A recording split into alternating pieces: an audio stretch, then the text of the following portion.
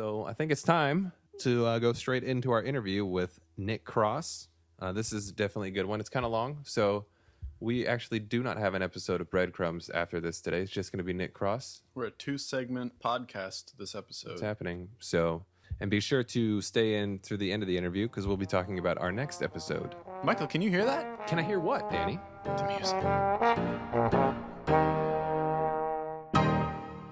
We're sitting here with Nick Cross, and we're going to ask him some questions about filmmaking and animation and his philosophy on both. So let's just get started with the easy questions. Where did you come from? I'm from a town just outside of Toronto, Ontario, Canada, called Brampton. Okay. It's like a suburb, basically. Did you go to school in Canada? Yeah, I went to Sheridan College. Nice. I didn't take animation. I took illustration there. How did you get set up in the industry? Well, a friend of mine I went to college with moved to Ottawa, which is the capital of Canada, and because his girlfriend at the time was going to university there, and he managed to find his way into an animation studio, and they were looking for people who had an illustration background as opposed to an animation background. And so they asked if he knew anyone else, and he just gave me a call, and I wasn't doing anything, so I moved up there, and I was there for 14 years working in animation after that. So, Wow. Yeah. Okay. Kind of learned it all on the job, animation and stuff, as opposed to school. Yeah, I hear that a lot. That would be nice if we could pick up some of that stuff from school, but it seems like most of it has to come from practical experience. Yeah, I think so. Because it's kind of like the difference between school and professionalism is in school you can take your time with things, but like if your job depends on it and there's a paycheck, it's more of an incentive to do good work. Right.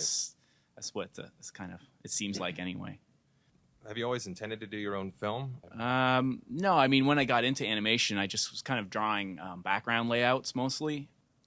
But then I was always kind of interested in it, animation, and I just kind of started doing it on the side, just kind of teaching myself. Because I never animated professionally until after I'd done my own films. So it was just kind of a way of just sort of getting it out, like learning it. Because I always liked films and stuff. And when I got into animation, I saw, this is really cool. You can make your own film, without, just on your own, just in your room, you can just draw and it becomes a film, sort of. So I thought that was kind of neat, Do you think there's some sort of a balance that you have to strike between your professional work and like a at-home individual creative outlet? Is that something that you have personally? Mostly the stuff I do on my own is stuff I usually can't do professionally, So it's kind of like, if there's something I want to do and I can't do it in the commercial world, I usually just put it into something on my own. It's sort of like, because there's the commercial was kind of a bit stifling. There's only so much you can do that is acceptable and things like that. So, do you think then that the ideal situation for you would be commercial work, not commercial meaning paid work, right? Not working on advertising necessarily. Yeah, but that commercial work that you felt was like creative to what you would want to do, would that be like the ideal situation, or would you still want to go home and do your own thing, even if you're working in a studio that really kind of matched with your ideas? Yeah, I think I still would want to. I mean, I've done I did just recently with a friend a pilot for Canadian TV, but still it's not what you still have to kind of tailor your ideas towards a mass audience, where if you're doing your own independent films, you don't have to worry about an audience. You can just, it's something I just want to just do, and who cares if anyone likes it, because it's just, it's like a hobby, really. Okay. Do you aspire to then maybe be like a director or something where you would have that kind of pull that you could do whatever you wanted? I guess ultimately what would be nice would be to just do like my own films and make money out of it somehow. I guess that would be, ideal. Not necessarily commercially, but, independently. I have kind of a tough question. There's a lot of, I've been talking to people a lot recently about ways to monetize independent but professional work, like perhaps through the internet. Do you have any thoughts on like how that might work in the future? Like, for example, a setup like Hulu, where as far as I know, they actually have their own programming now. So like maybe in the future where you don't have to have so much oversight, individuals, maybe like 10 guys or whatever, could get together and do their own thing and then sell it on the internet cheap. Mm-hmm. Do you think something like that might happen? Do you have any ideas for that in the future? Well, probably because there's no for television and film, there's like a a certain amount of time you have to fill. Like it has to be like an 11-minute or half hour. So short films don't really fit into any sort of that category. But on the internet, short films are preferable, I think, because people don't have as much of an attention span on the internet. Right. So yeah, I'm sure something like that would work.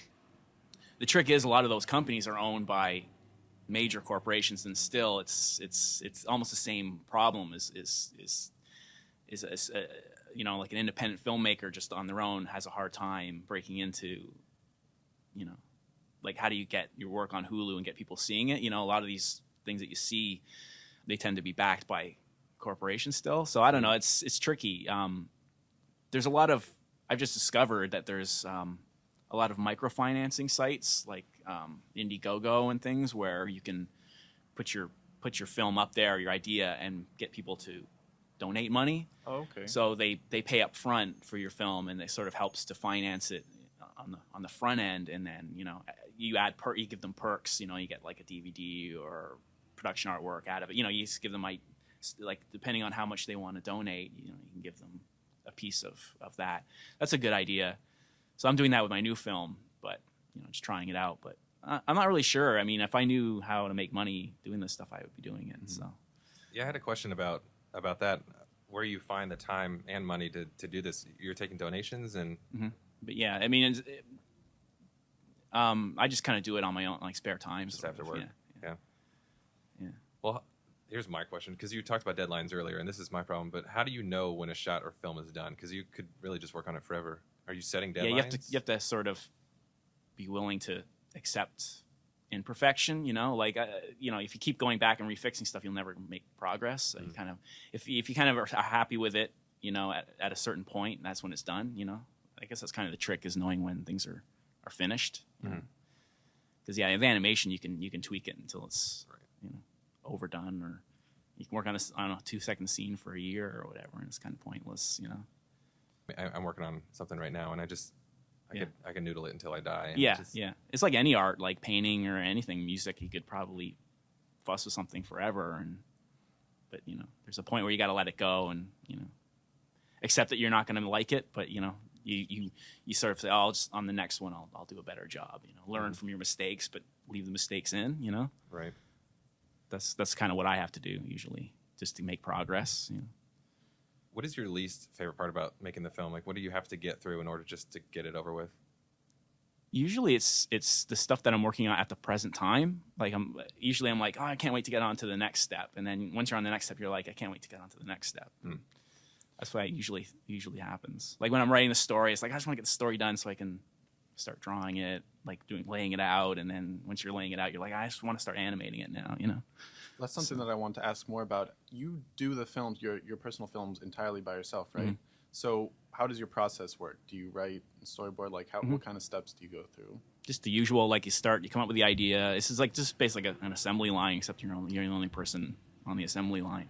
You start with a story, you get that done, and you do like you kind of come up with the idea and then storyboard it at the same time. Like I usually don't write a script or anything. I just have an idea, and then I start just drawing, and then finally the drawings come together, and then I cut it together as an animatic, and then once I got the timing all worked out and it's all figured out, then I start laying it out, do all the layouts, and then I start animating it, and then usually either during or after animation, I paint the backgrounds and put it all together and everything.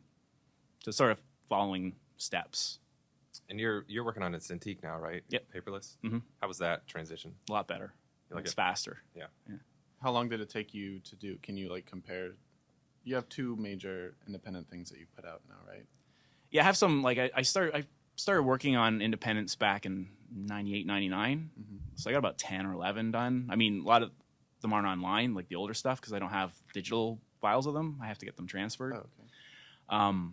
But originally I used to do it on paper and then scan it in and color it in Photoshop. And it was really laborious. And then when I discovered Flash, it was when I was just working on a tablet, I would just clean it up, like ink it, and then import it into Flash and color it in Flash. And that was still took time. And then finally I got a Cintiq, and it was a lot faster to start drawing it all, you know. So how many of these films could you find online right now? I'm just trying to think. Probably there's about, I have a Vimeo, page or whatever. It has all the ones that are basically accessible. I'm going to, in the next few months, I'm going to get like my old beta tapes and transfer them to DVD and then put them up on the internet, because I want to sort of put them all together as a DVD collection. Okay. You know? Cool. Yeah. Oh, I read you wrote recently that you used to think that a film like Pinocchio could never be done. No, that wasn't me that thought that. That wasn't you. No, it was a couple of years ago. I won't say who, but there was a lot of conversation that came out of, I think, something on Cartoon Brew that, you know, people were like saying how Flash is crappy and useless, and no one could ever aspire to the greatness of Pinocchio with Flash. I'm like, I don't know, it's just a stupid like statement that people make. Like, yeah, it's sort of like people who don't like computers are saying that you can never do something with a computer. That I think that Pinocchio, when you actually watch Pinocchio, it's not that. It's not. I think people have this idealized view of what old Disney movies were like, that they were like perfect. And if you watch them, they're not. They're really like, there's a lot of crudity in it. Like the cleanup is not great, and a lot, you know. So I mean, like using Flash, you could easily probably do better quality work than Pinocchio, I think. So that's my goal, is to try and do something like that, you know, to try and get it to look like a really old Disney film, because I think it's not that. I think most people's interpretation of Flash is just flat symbols and basic tweens. Yeah. So, and that's what people are saying. And again, yeah, that is like kind of a false argument, because it's like saying claymation can never look like Pinocchio. And it's like, well, obviously, if you're just moving flat symbols around, obviously you can't do something that's, you know, looks like drawing. I mean, it's, you know, I guess that's the nature of the internet, right? It's those kinds of arguments. True. Yeah, lots of informed people. Yeah, just yeah. People setting up really, really weird arguments. Right. Well, a lot of your backgrounds, they kind of appeal in the same way that maybe the old Disney cartoons do, Disney shorts and some of the features. Are those also digital, or are you painting those? You mean the backgrounds, or they're all Photoshop. Yeah. So there you go. Yeah. Done. Just get Yeah. Photoshop. Yeah, I just use Photoshop for painting backgrounds. It's a pretty loose program. You can do anything in it. So yeah, I don't use paint. Like people use Painter and stuff because it has like brushes, but I don't know. I think you can do that if you just spend a little more time. You know, like digital brushes don't look like real brushes, so it's sort of like, you know. Mostly, I find like it's just mostly color is the main trick, not like filters and doing all kinds of, you know, fancy brushes. Just getting good, nice colors is like 90% of making a nice background, I think. How do you find your colors? I don't know. I just sort of try not to use bright ones, you know, simple, like just do simple colors, lots of grays and stuff. You know. Do you ever go back to traditional stuff? Like, do you like to sit on an easel or whatever? No. Well, yeah, I mean, when I'm sort of coming up with ideas, I'll doodle on paper because still it's the fastest way to do it. But no, I don't know. I like drawing on the computer. I don't see why. Do you keep a sketchbook? Yeah, I don't usually use a sketchbook. I just kind of doodle on, like, you know, yellow legal pads or things like that. Like, you know, I never really kept a sketchbook. I always find it like, I kind of feel like if you have a sketchbook, you have to fill it up with something that. That's exactly how I feel. Yeah. The pressure. Yeah. And it really doesn't make any sense to have that kind of pressure, but you definitely feel like you're obligated to fill it with something that matters. Yeah, when I was in college, I used to always say, yeah, keep a sketchbook and everything. And it was like, it just seemed like work. So I would always like cut stuff out and stick it in there that I did just on the side. Like right? a scrapbook. Yeah, it's became a scrapbook, and it's like, you know. Right. Some people like it, and I just never really did. So. What kind of subject matter do you like to tackle in your films? Do you think it's important to have a message, or do you think that, you know, the gags is the best part? Yeah, I mean, I don't really consciously try to put messages in. I just like you know, a story that I kind of think is interesting at the time. You know, it's just whatever you find interesting. Really, is the way to approach it. And then, you know, I try to make them funny too. You know, because I think like if you have a point of view, you shouldn't be too serious about it. You know, I don't really think like anyone has like. People who take themselves too seriously are kind of stupid. Well, what kind of things other than animation are you interested in?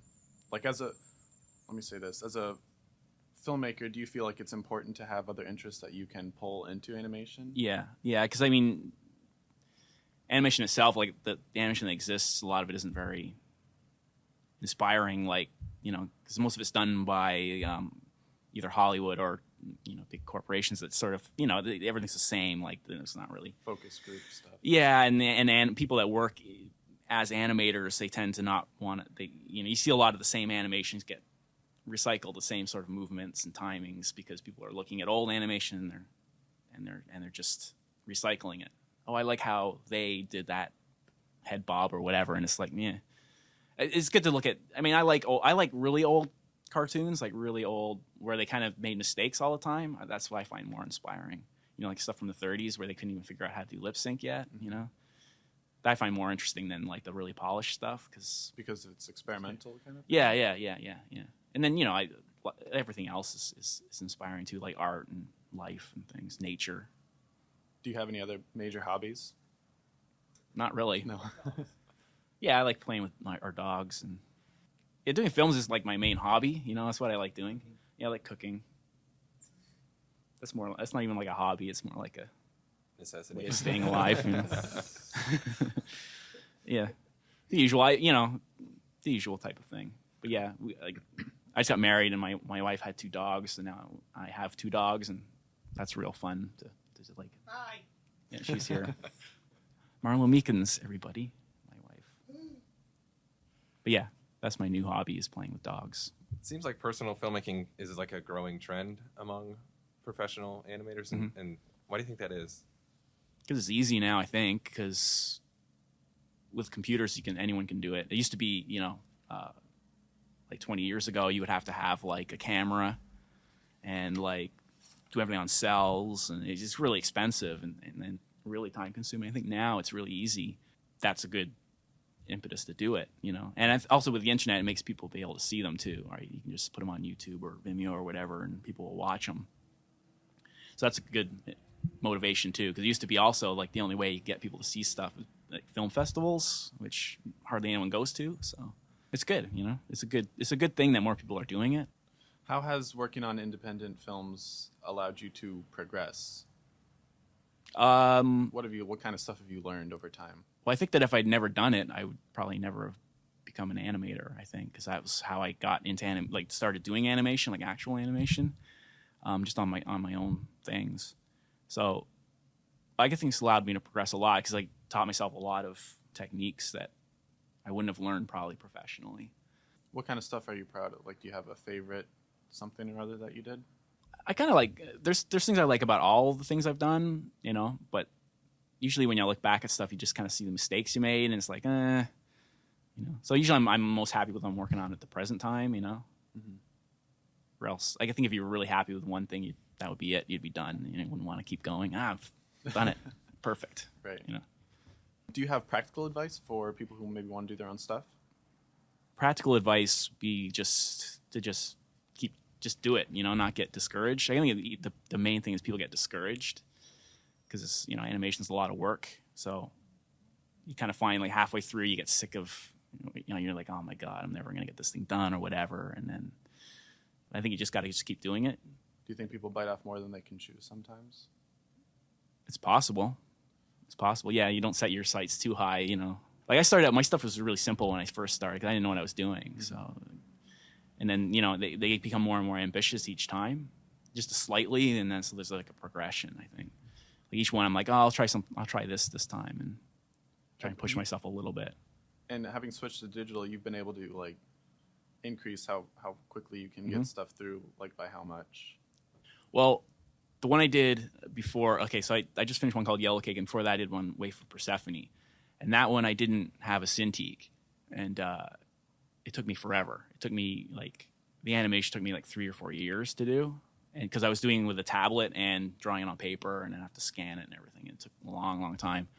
And then with a Cintiq, it's just really fast, probably doubled my speed, I would think, at least. Do you think you would be able to animate on a tablet? Is that too hard to do? Like a Wacom tablet? Yeah, I mean the Cintiq, obviously you can see it, Yeah. Sometimes there's it feels like, maybe it's just me, but I feel like making a circle on a Wacom tablet is frustrating. Yeah, me too. Yeah, I couldn't do it. That was the thing I would try, and it would just look like I was drawing with my left hand. Mm-hmm. And some people are really good at it. I guess they, if you do it a lot, you can do it.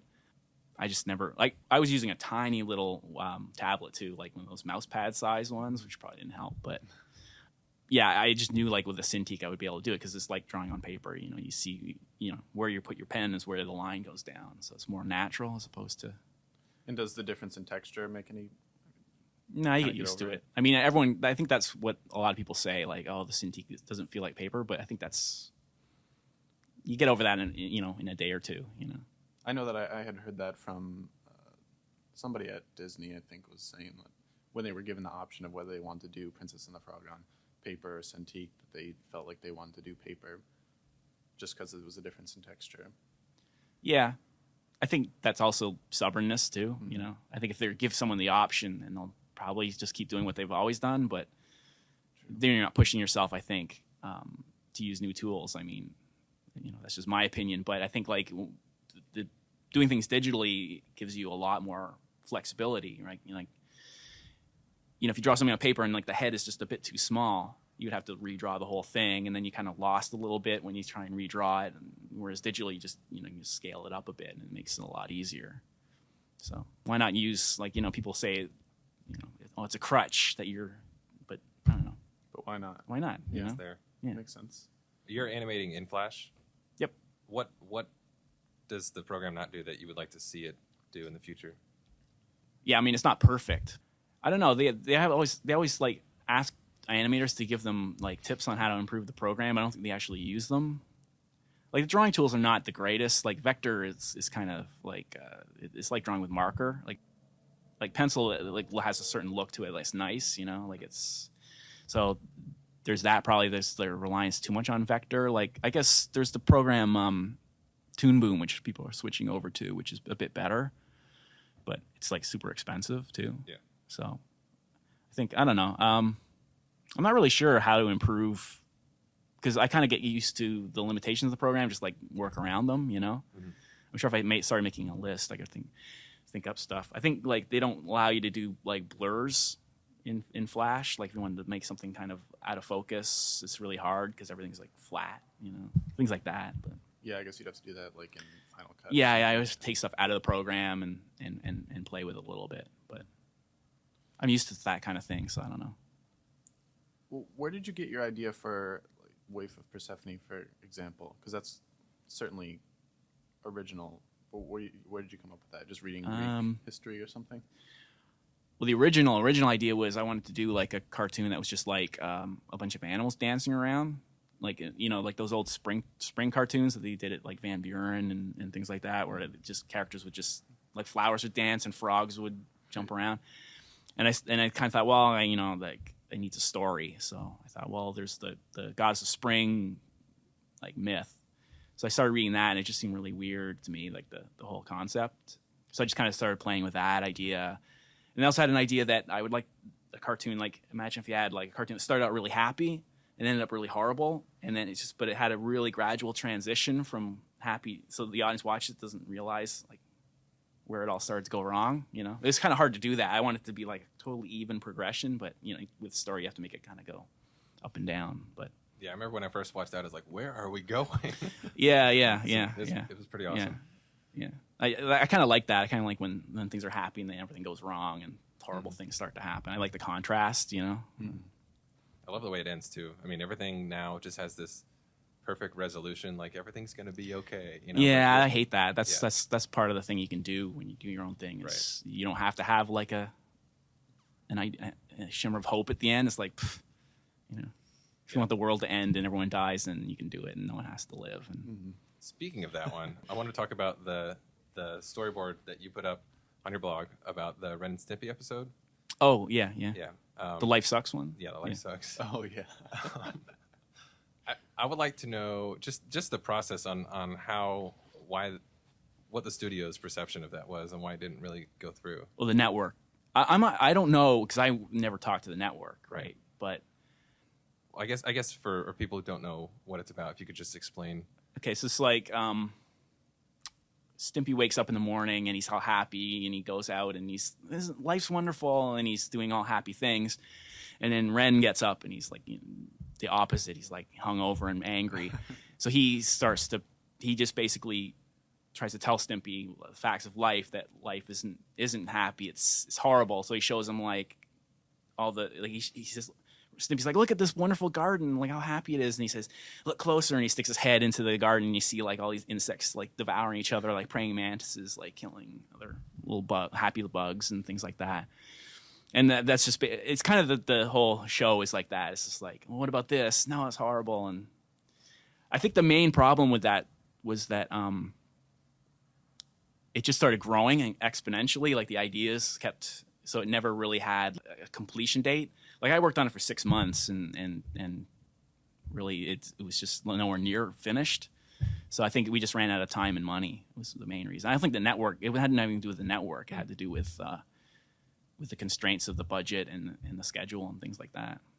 Because it was going to be a feature. Like it was going to be a half hour and then it became, we'll make that, like, because they wanted to have like a feature, you know, that they were going to release, but then we ran out of time. So Also, there was going to be a Ren and Stimpy like 90-minute. yeah, there was going to be a 90-minute episode that they were going to, I think, I'm not 100% sure what all the, but that was what we were told, is that we were going to make it a feature.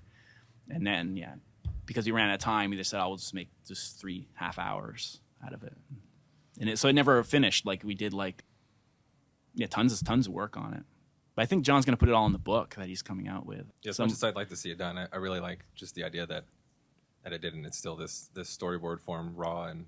Yeah, they cut an animatic together for some of it, and yeah, it's too bad. It could have been really good. What was good about it was there was lots of variety within the subject. Like they went all over the place, so there was all gonna be different styles within it. You know, it wasn't just like one style like throughout the whole thing. Like we were gonna put like a whole Mary Blair, like kids book, sort of animated kids book in there, like because. Ren sits Stimpy down for story time, and then he opens up this like little golden book called The Children's Crusade, which is based on a real story, where all these kids, one kid gets this idea like that he's talking to God, and God's telling him to go off to the Middle East and convert all the heathens to Christianity.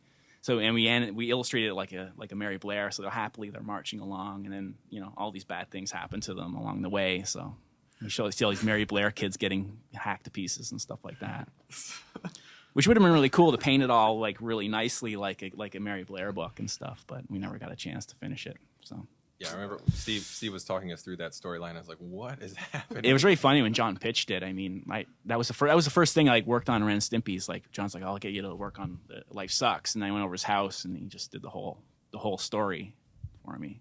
I was like, "Oh, this is great." But well, who are some of the artists that have inspired your work? Maybe not through animation, but when you were an illustrator. And I'm not really sure. Like I always have different. I like lots of things. I don't really have like a bunch of favorites. I don't know. I have like the usual favorites. I like Mary Blair's work. Milk Gross, I really like. Jim Tyre, like those are animation influences. Did you read comic books or anything growing up? I mean, if you wanted to be an illustrator. I read Mad Magazine. Mm-hmm. Yeah, when I was young. Yeah, I loved Mort Drucker. I just couldn't believe that he was like a real artist. It just seemed like no one could draw that way, I got into comics later, because I had friends that were into them, and then they got me into them. So I was for 5 years. I was into like Marvel comics, and I would read those, and then I got sick of those. Yeah, I like Jack Kirby still. I think like when I was younger, when we talk about Jack Kirby, I'm like, oh, this stuff's terrible. Like I couldn't understand it, and then now when I look at it, I'm like, wow, it's genius. I think it's one of those things that. When you see really sophisticated art, a lot of times, if you're not sophisticated yourself, you don't understand it. It looks terrible. And then, like Milk Gross is an example. A lot of people think it's really just crappy, and then you don't see how sophisticated it is. I have a hard time citing influences because I have like a million. What kind of films are you interested in?